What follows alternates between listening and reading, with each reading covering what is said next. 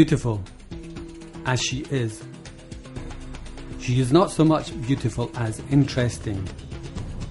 She is preeminently Gothic, and all the more since she set herself off with some Greek airs and erected classic temples on her crags.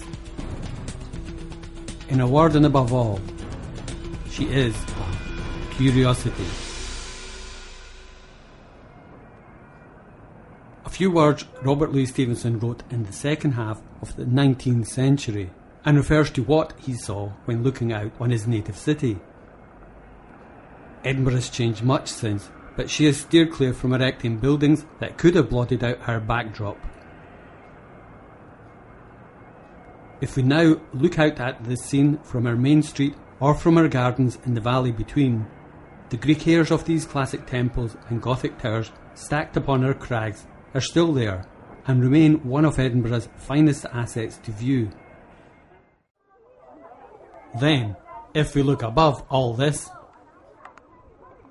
higher, on the pinnacle of this crag, there's a fairy tale-like castle overlooking the whole city. Edinburgh's historic landscape is a curiosity worth exploring. It's a landscape that could have been designed as a theatrical stage, and this stage has seen a good few dramatic scenes played out on it. These are the scenes that will open up to you as we present Edinburgh's story. Our aim here in telling this story is to help get you familiarised with all the interesting and unusual phenomena that's crammed into this city.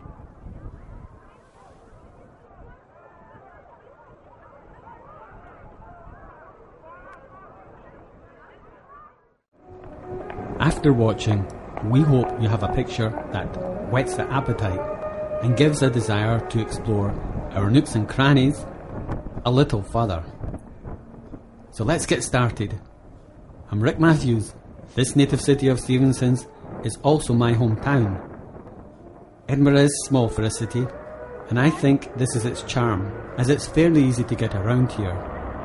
Although a day ticket for the bus service works well, as the areas to visit are spread over two steep hills.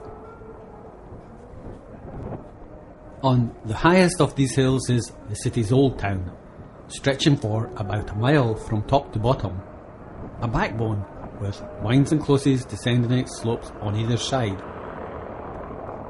bearing a striking resemblance to a turtle, says Hugo Arnott, another city native that lived a century before Stevenson.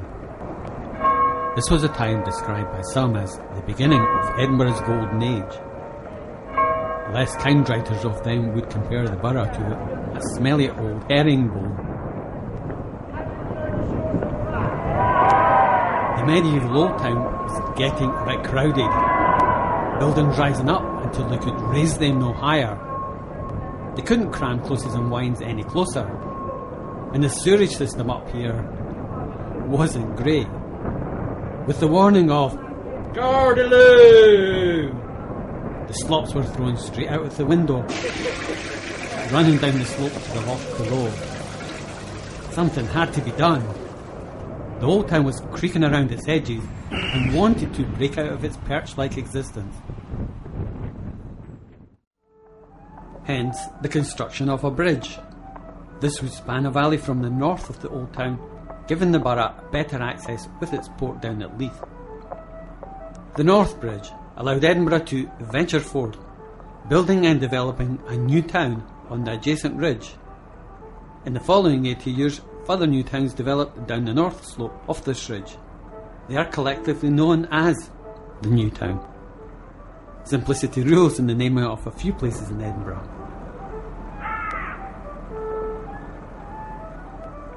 The New Town, with elegant squares, grand neoclassical facades and symmetrical streets, wide enough to turn a horse and carriage, has some fine examples of Georgian architecture. Describing itself as the Athens of the North, Edinburgh even attempted here to build its own pantheon on the close-by Calton Hill. A stretch, too far I think.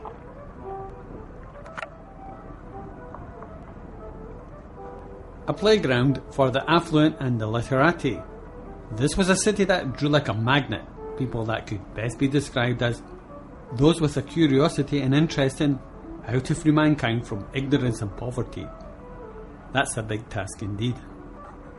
It was after all the age of enlightenment in Europe, an age which gave emphasis to reason and science and philosophy. Edinburgh was in there, a fully participating member, establishing itself as the centre of Scotland's very own enlightenment. Now, here in this new town was a splendid feeling of space and airiness.